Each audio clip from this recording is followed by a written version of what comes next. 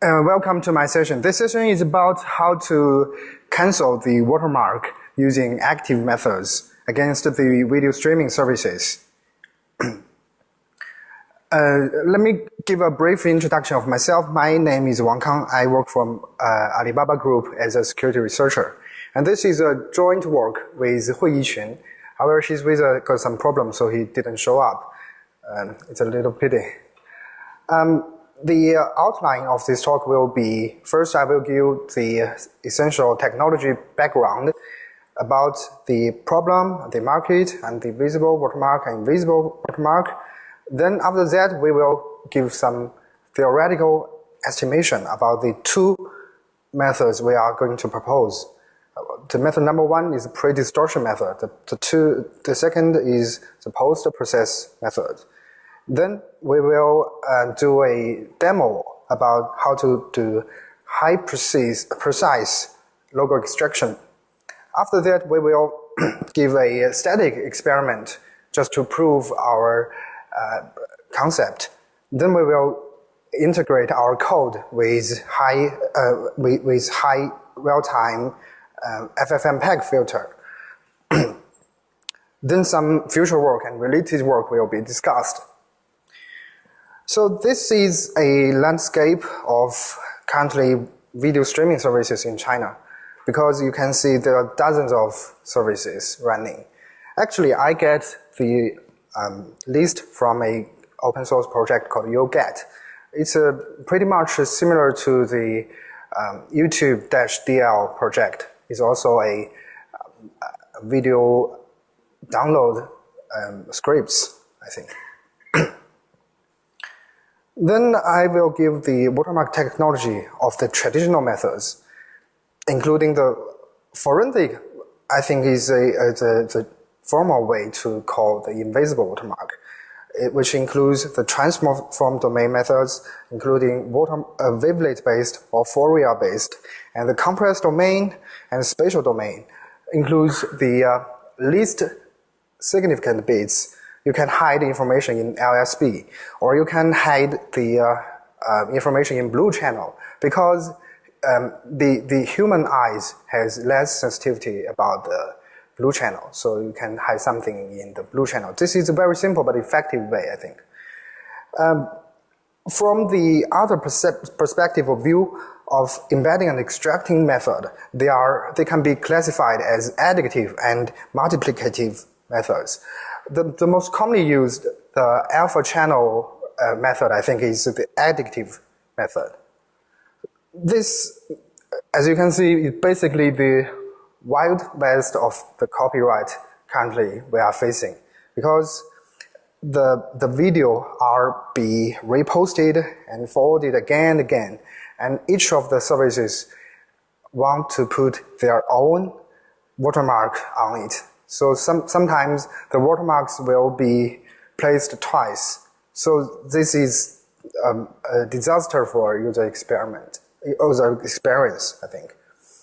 So as a hacker, I want to do something to urge them to drop this ugly way. So maybe this is a historical tradition, because back in 17th century, the emperor of Qing dynasty, he has a bad loyal habit of place red stamps on all his collected arts. So even worse, when he finds something really interesting, he will put a comment.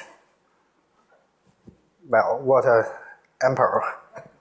So after that, the full life cycles of video, there are content side, like we have user-generated content, and the PGC is the professional-generated contents. And then they are passing through the VDM, which is called the Video Distribution Network, and comes to the playback endpoint, which includes browser and mobile and desktop.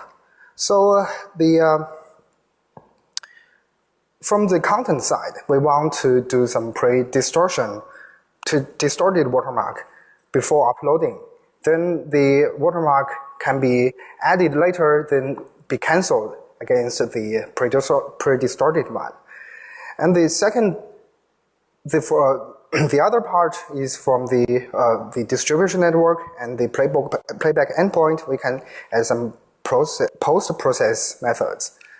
So before we start to do anything, we want to make a few wishes, including we want to build a library that collects all the logos with high precision and with alpha channel information and with a size and position metadata.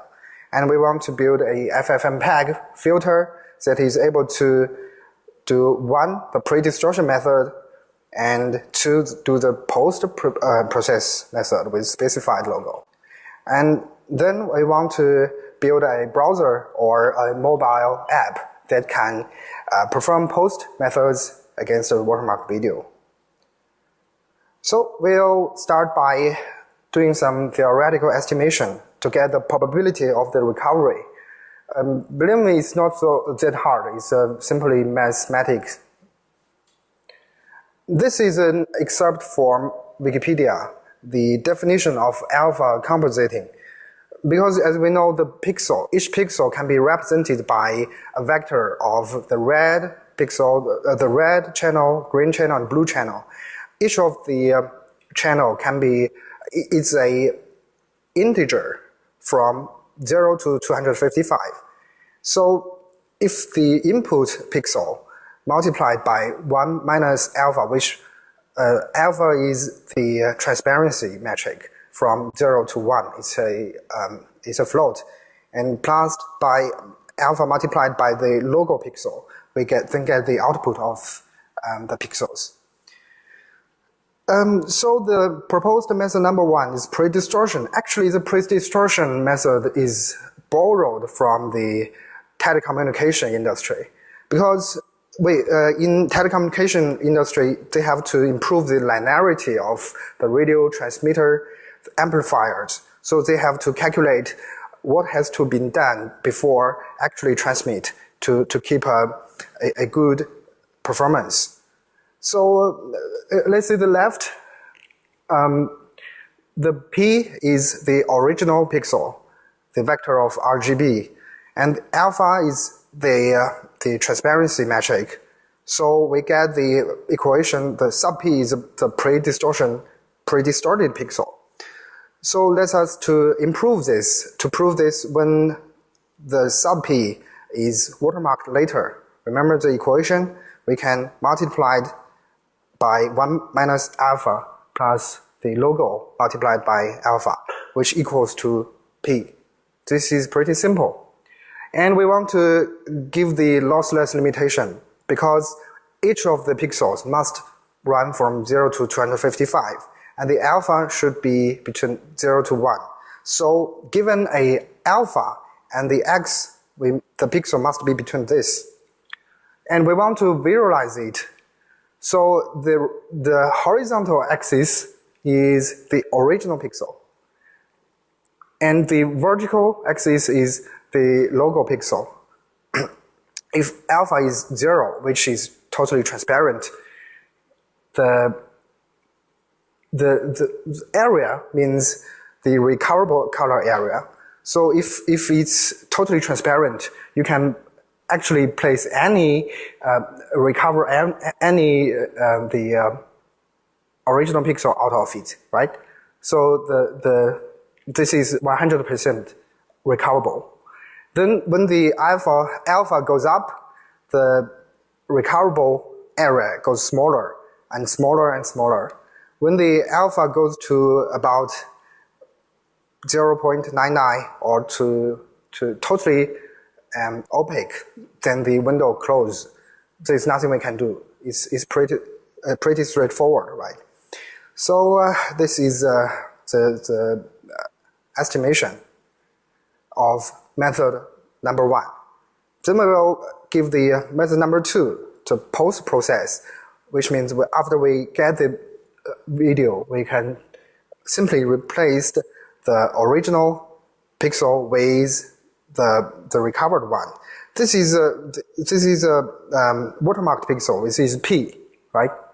And the P0 is original one. So we simply can solve the equation to get P0.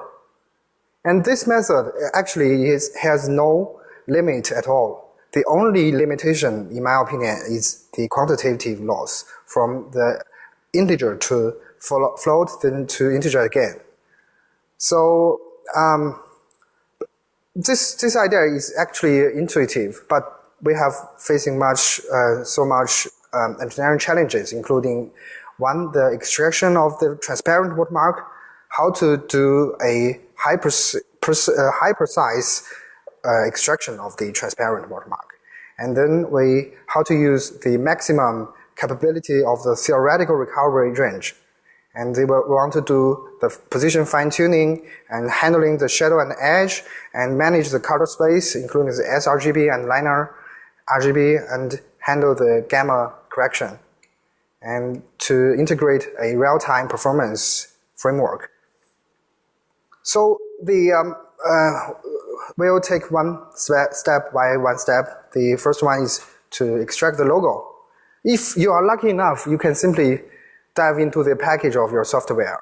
You can, for example, you can find this one. It's totally high precision.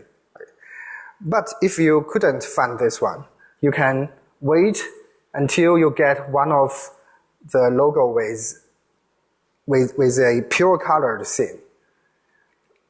Remember the equation, the Y is the composited pixel, and the X, in this case, is the background pixel, which we now know is black, is 0, 0, 0. And the L is the logo pixel. We can, this is equations 1. Then we will wait for another scene. And if it is totally white, we can get another equation. Then we can solve the alpha channel from these two equations. Let me give you a demo. This is a snapshot from my iPhone. We wait for a black one, we wait for a white one, so we get the transparent one, the PNG. Actually, it's interesting to be noted that actually are two different parts which has two different alpha values. The triangle is, the transparency is 0.88. And the other part is 0.4. I think we will talk about later because it is a very tricky method as a countermeasure. After that, we think it's very easy to do automation because as a content provider, you can simply inject those two frames into your streaming. And two of any pure color scenes are fine, I think. Then a simple automation script should do well. Or if you really get sufficient fans, you can deploy an advertisement to do this. And there are other potential methods for extracting, like you can do estimation with AI, or you can set up a long exposure algorithm because all the other time varying parts will be averaged. Then we start to do some statics experiments just to prove our concepts. I want to share some effective approach during the development because as we know, the challenges in image and video processing they are not so easy to develop and it's very hard to debug. So we start by writing Python scripts as a prototype. We can tune our algorithm, we can tune the media sources, and we can tune the color, we can tune the position. And you can find the test case here. And then we start writing serious C++ code with highlight. And in this approach, we can improve the performance, and we can integrate it with FFmpeg for real-time processing, and we can use our Python code as a test case, I think. So Highlight is a project published by MIT back in 2013. In my opinion, it's a quite simple, quite effective way, and is similar to TensorFlow and to GNU Radio, the swig of GNU Radio, because it includes the glue language to glue all the other computational modules together. And actually in Apache MXNet, it has already used highlight as a IR. During our experiment, I think it has gained enough performance simply by using its native scheduler and leave us with enough space for future optimization. So demo time. The first one is the original image, and this one is the normally watermarked picture. And this is a pre-distorted version before uploading. Then this picture get watermarked again, we get this. As you can see, it's totally cancelled. This is the method number 1. And the post method is as good as the first one, I think, in this case. Actually, this is a very lucky case. I will explain later. And we'll show the other one is not so lucky case. Because you can see this is a pre-distorted algorithm. I think the algorithm has been doing a very hard work because this is so hard that nearly out of the range of the pixel. So this one, the I part has some not so good result. However, the post method is very good. So we tried with the Skype logo, the pre-distorted version, and the method number 1, the cancelled. Actually, if you can see, there's some GM trace in here, right? And the post method is very good, as always. Actually, this is not lucky case. So here, you can see the hair part, you can see some watermark still. But it's better than this one, right? This is the original watermark picture. And this is a solid post method. This, I think, is a lucky zone. Let us find it out why it's lucky. So then we want to integrate our codes into a real-time processing framework. We use FFmpeg. This is our system architecture. So first we extract the high precision logo from 2 still images with solid color background. Then we get a logo with alpha channel. After that, we write a FFmpeg filter with highlight support. And we input those 2 files to FFmpeg.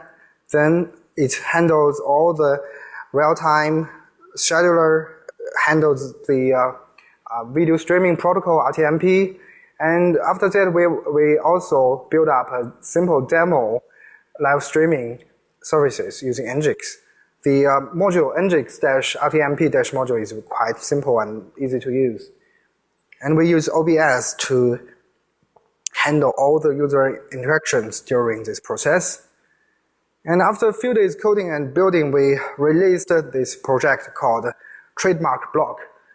So you can simply clone the code from github.com/tmblock and configure it, make it. Actually, my co-presenter, he used Arch Linux, so he make a package. You can simply use this line of command to install it. Then run, we have 3 different parameters: the position x, position y, and the function. The function has several options. You can use the first one is a pre method, is method number 1 to pre-distortion. And the post method is number 2, and the embed method is to simply add a watermark. So this is the screenshot from the video processed by our FFmpeg. Actually, you can see the right upper corner is the original watermark, and this one is the pre-distorted version of video. And actually, this one is not very lucky because you can see this part is doing well, and the other parts not so good. And this is a post method, very solid. And this is another example. In this example, it's totally make no sense because it doesn't do anything at all. However, I placed the watermark here. Did you find that? Did you see that? The watermark totally disappeared. Actually, you can still see some watermark in the black area, right? But it's way better from here. It's quite an interesting thing. And the poster method is very, very good as usual, right? This is a picture from Heidelberg in Germany. I can see this one, the sky part is cancelled, but the mountain part didn't cancel. From here, the sky disappeared, mountain remained, totally disappeared in the sky area. So this is the line. You can stick into this part. You can see, wait. Did you see that?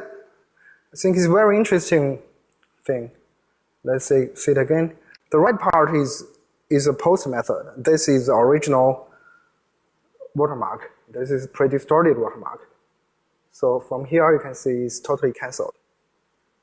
So why is this? Remember the recoverable range. Let's take an example for when the alpha equals to 0.5 and the watermark, the color is totally white. So the color is 255. So the recoverable range lies here to here. So if this is a whole range of any color, the recoverable range is this large. So I think it's acceptable attack surface, I think. If we add some tolerance by human eyes, we can, like 90% recovery, is got a little bigger. So this is my picture, and the recoverable area lies in here. So which means if you placed a watermark in these areas, it can be actively cancelled at all. Remember this picture? The recoverable area lies here. And this is a bad case because the watermarks can only be placed here, here, and here, and then can be cancelled. This part, the whole sky area can be actively cancelled. So, if you are a video originator and you want to protect your pixels from any ugly watermarks later, there is a pro tip which is record under sky. And this is a live demo of this is a demo about Bilibili. It's one of the biggest video providers in China, and this is still the static experiment. We extracted the logo with high precision, and this is totally, I think it's very good because the logo stays in the lucky zone. Remember this part. So this one is cancelled, and this post method is always good. And this is a web player in the website. So this is the original one. This is a pre-distorted media. When we uploaded it to it, it becomes this. Actually, if you look enough carefully, you can see there is some small problems in the edge because this is a different PNG parsing libraries for edge blurring. So this is it can be used as a countermeasure later. And there are other ways to protect, to attack against the watermarks, such as to transform one watermark into another provider's, or to add some code rate with high frequency components under the watermark area. So the video codec will reduce the code rate near the watermark. Actually, I observed the code rate jitter in the latest World Cup. And for another way, I think, is just a frame squeezing, because if you want to place your audio on your blog, you can simply hide this, don't use these pixel areas, and write some JavaScript or iframe to bypass the watermark on your blog. And there is other interesting work I think it's worth mentioning, because someone wrote a fake website to use the CSS rendering time to recover the pixels of the username. So using the different timing, the rendering timing to extract the username, I think is some kind of a side channel. And I think it's an interesting new research surface. So for the evil side, I mean the side that want to add ugly watermarks, there are some countermeasures to.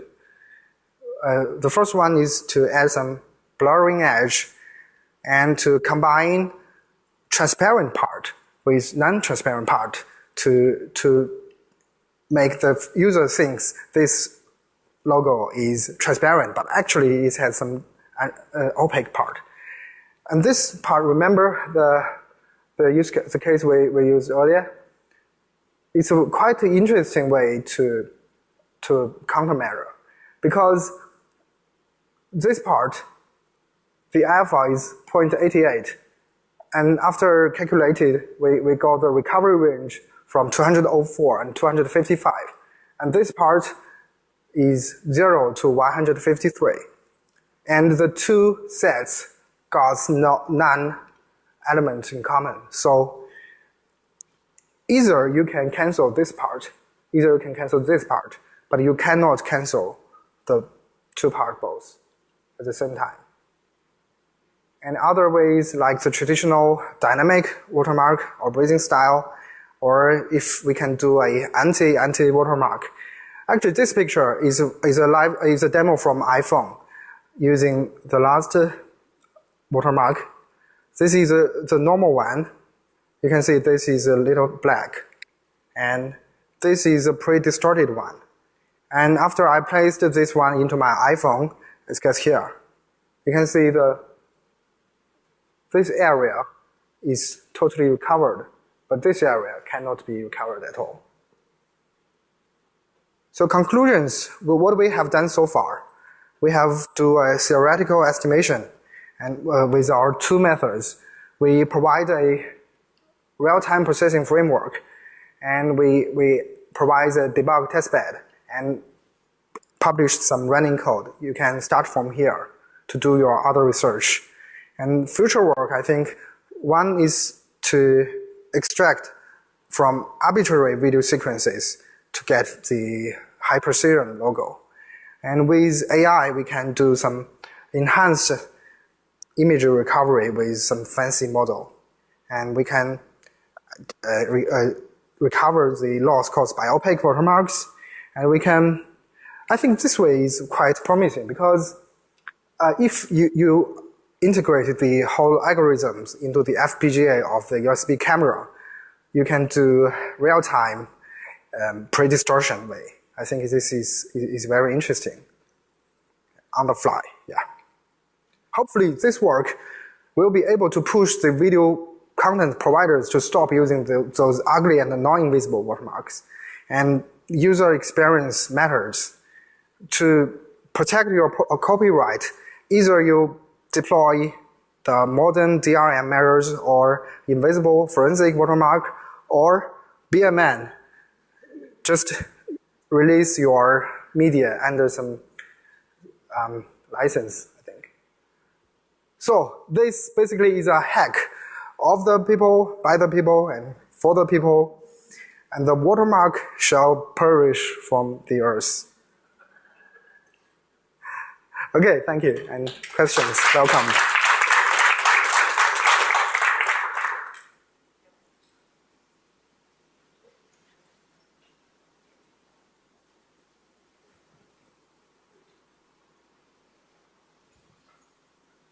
I have a question. Mm-hmm. You said one countermeasure to removing watermarks is to randomize the location. Mm-hmm. Have you done any work on detecting a known watermark in different locations and canceling that. Your question was how to detect the dynamic watermarks in different positions. Yes. Well, I think actually there is one way without the solid background is to detect the color range of the watermarked pixel. Because the watermarked pixel, the color range is different from the other. Yep. So this is there is a reference you can use from this link. I think this link gives a way of this way to mirror the dynamic watermark simply by detect the range difference. I think.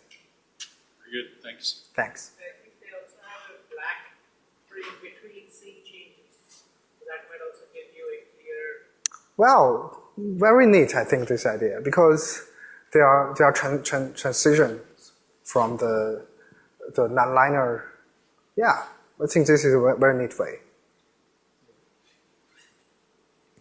One other comment was with your camera technique that we talked about, and having a PGA over there.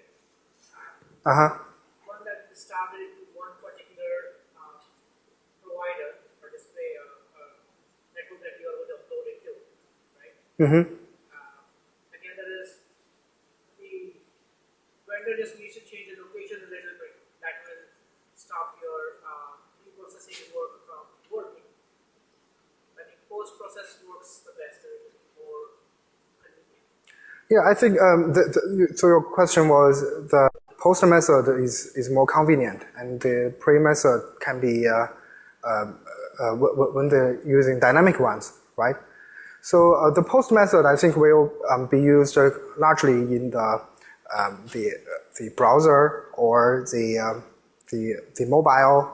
We can provide a mobile app to use the post method. I think post methods has more affection because it has no limit.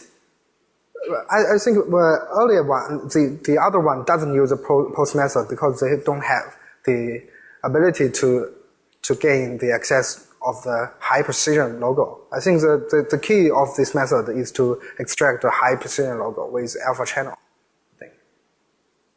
One other question was, what about color logos, where the channel places their colorful logo, not just alpha, but a proper color logo? Colorful logo. Actually, this page. Wait.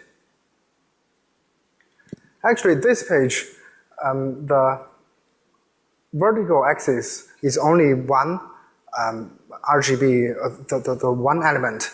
So if you want to do a colorful area, colorful case, I think this is you can stretch it in 3 dimensions. Actually, the reason why I didn't draw the diagram of it because it has to be a heat map. You can imagine. So I only use 1 dimension as a proof. Okay, thank you.